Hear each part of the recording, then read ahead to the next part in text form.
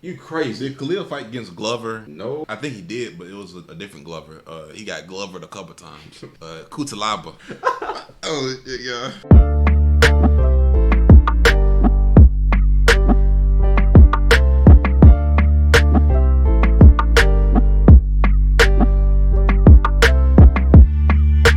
Heavyweight matchup that does not make any sense, but it's gonna be crazy, and you don't want to miss this one. This is Dustin Jacoby and Khalil Rountree. This is gonna be crazy, man. Hey, you don't want to take no popcorn break during this fight? Nah, we might make a separate video on which fight you might want to take a break. If you're gonna take a popcorn break, I would definitely choose Joseph Holmes and Jun Young Park, which that's good because you'll be 3 fights into it. I'll probably take one, and you can have like a little 20-minute break in between the fights. I'll probably take another break doing the Waldo joint. Now we got Dustin Jacoby, who is quiet as kept, has not lost in the UFC since his second stint, man. He's been on an absolute tear, man. We got 1, 2, 3, 4, 5, 6, 7. Well, hadn't lost in 8 fights. And personally, I like Khalil Rountree. I like that he's won 2 fights in a row, but I do think it is a step back for somebody who's won almost 10 fights in the UFC. I just don't know how this fight makes sense for Dustin, because I feel like Khalil should be fighting somebody else who's also trying to break into that top 15-ish. But I feel like he should have broke into like at least number 11, number 10 type deal. I think the top 14 is different beast, man. Like he's ranked 14 now, right? 13, 14-ish. You got killers in front of that, man. So you can't just be in the top 11. You got to earn your way in there. Well, he's doing doggone good, man. But I agree with what you're saying, because Khalil last fight was against Carl Roberson. You beating the Carl Roberson and you fighting Dustin. But he destroyed him the way he was supposed to. So I like that. Yeah, but I'm saying, but you still beat somebody who's not the most consistent guy, man. Truthfully, he only really looked bad in 2019, 2018, because he was doing good. He went on a little win streak. Hey, they could run that Johnny Walker fight back, man, because he got embarrassed. He did. But the Eon, I don't know what was going on. He got taken down and got ground and pound. It was easy. I don't know what was going on there, man. I didn't really like that one. They could run that one back.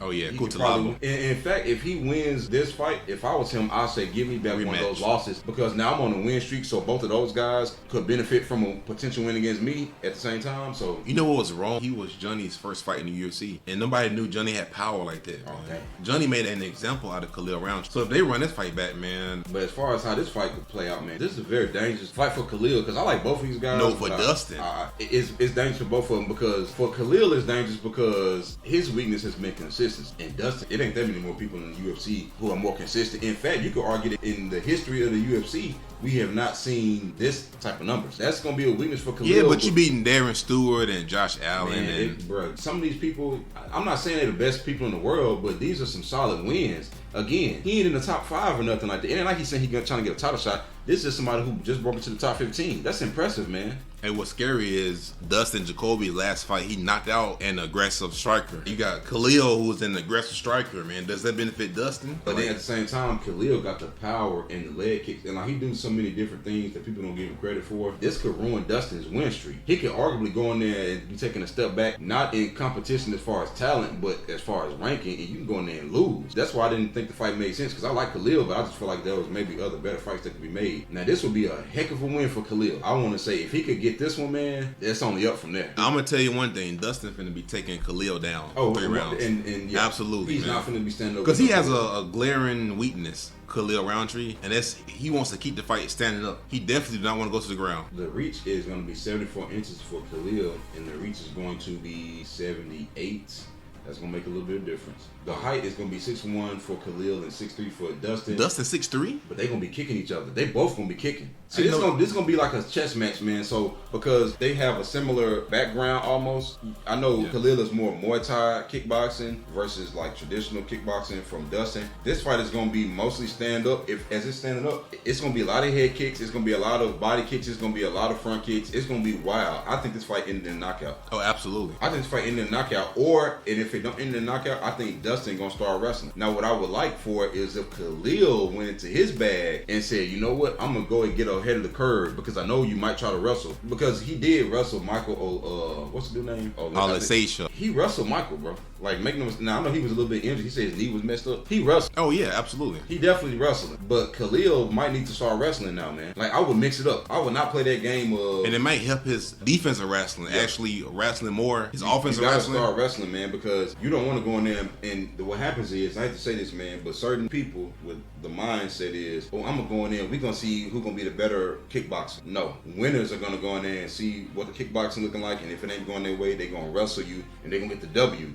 And then you're gonna lose a close fight where you barely got out grappled and stuff like that, and now there'll be another loss for no reason. We gotta take the mentality up to the next level. And he has to improve his wrestling and you too. Gotta impress because Alexandra, Racket, and all them guys gonna take him down. You might as well take down Dustin. Volkan might take him down. You might as well take these guys down. So, and that's another thing. Jan Blachowicz, you think he finna stand up with a Dustin Jacoby? Let us be real. You think Rakic would stand up with Dustin Jacoby? I don't think a lot of these dudes would stand up with Dustin. So I don't want Khalil to go in there with the mindset of, we're going to see who the better. No, we got to let that Melvin Gillard, I'm using a euphemism for, you know what I'm saying. And certain type of fighters, we got to let that go of, I got to prove that I'm this striking that. No, we're mixed. No, go in there and get this W, mix it up on them. And another thing is, you might not be a better striker than Dustin Jacoby. And now who's to say that you a better striker than Dustin Jacoby? Because he might get the better to stand up, and now if you ain't got no wrestling, so now you just gonna know. Cause I tell you, I promise you, if Dustin gets hurt, he going for a takedown. Going for a takedown. But if Khalil gets hurt, he's gonna be swinging wild. And that's gonna be the end of the fight, basically. Yeah. And